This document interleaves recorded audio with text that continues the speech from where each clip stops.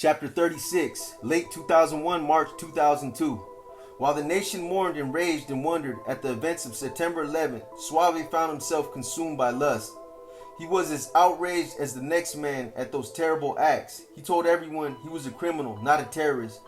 But he had to deal with an immediate, more personal hell.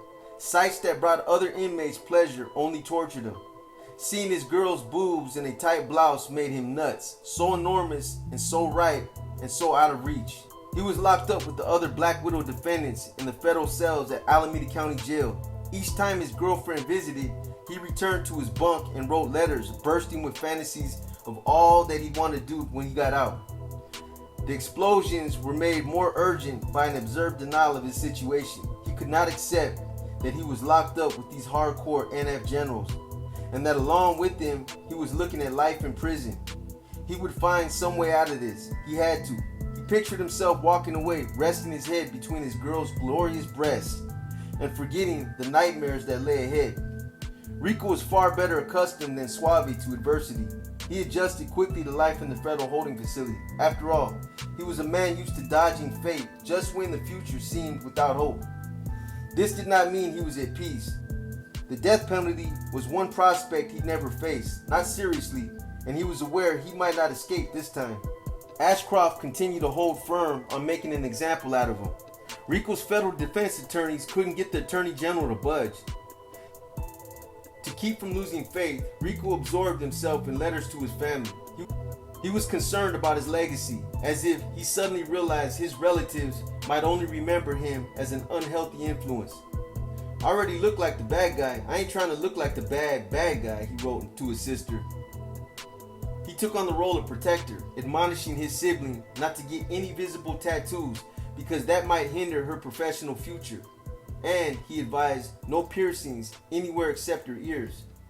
He fretted over a niece struggling through her teen years, and he promised to help her set goals. This ability to plan and endeavor was one of the few gifts he could share from behind the walls. Grateful for the support, the niece offered to hook him up with some over 18 female pen pals, but he rejected the kindness. Regina would go ballistic, he wrote.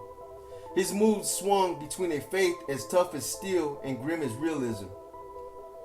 On the days he felt upbeat, all was copacetic, and he sounded as if he almost enjoyed the whole mess.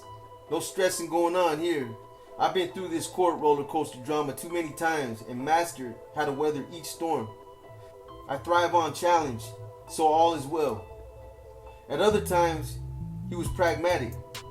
"After my trial is over," he told his dad, "I will be sent far away and will no longer be able to call or visit." Yet there were moments when he let gloom overwhelm him. He tried to connect more deeply to his native roots. He blamed all the negative news coverage when he had trouble enrolling for tribal membership with his mother's band of Pomo Indians. Thanks to the media and its NF this and NF that, so many people were hating on him. Before he was indicted, he and Regina had agreed to be godparents to a friend's daughter. He wrote to ask his compadre if she had second thoughts. "This death penalty drama can be stressful on people," he wrote. "I hope it hasn't spooked you away." To a sibling, he wrote, "My life is pretty much over. I mean, I will live until my last breath is taken from me or my time card is punched by God himself.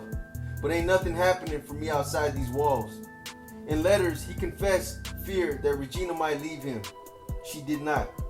One Sunday, she appeared in the visiting room looking more beautiful than ever. She fussed and complained she'd gained weight, but he smiled and told her she was blowing it out of proportion. It was amazing to think he'd taken forever to marry this woman. Now, in this hour of darkness, his family and marriage were his rock. He referred to Regina as his morsel. He made sure to tell her she was cute and sexy. "You look mighty fine to me," he wrote in a letter he penned immediately after the visit. Their moments together would remain fresh in his mind. "Always," he wrote, and he signed off in steps as if he couldn't allow himself to say goodbye. "Take care, babes. God bless. Love always, your husband, Rico." At the Monterey County Courthouse in Salinas, Mondo shuffled to his seat with a tiny razor hidden in his mouth. The tomahawk was back up to be used only if Boxer didn't find an opportunity. Mondo had made the weapons for both of them. Suave had been brought back from Oakland for the state's preliminary hearing in the Capps case. Several important witnesses, Chuka being the principal among them, were scheduled to take the stand that week. Judge Wendy Duffy announced the morning recess and left the courtroom. Mondo and 5 of his co-defendants sat together in what would be the jury box. They were shackled at the ankles with their wrists cuffed to belly chains, the links too tight to allow much movement. Their lawyers had asked for one cuff each to be unlocked so they could take notes, but the motion was denied. Security was extreme.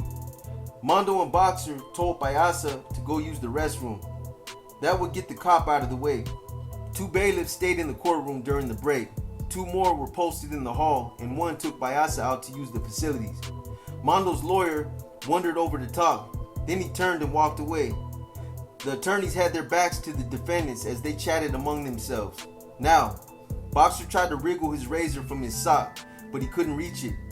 Mondo said, "Let me do it then," but Boxer insisted.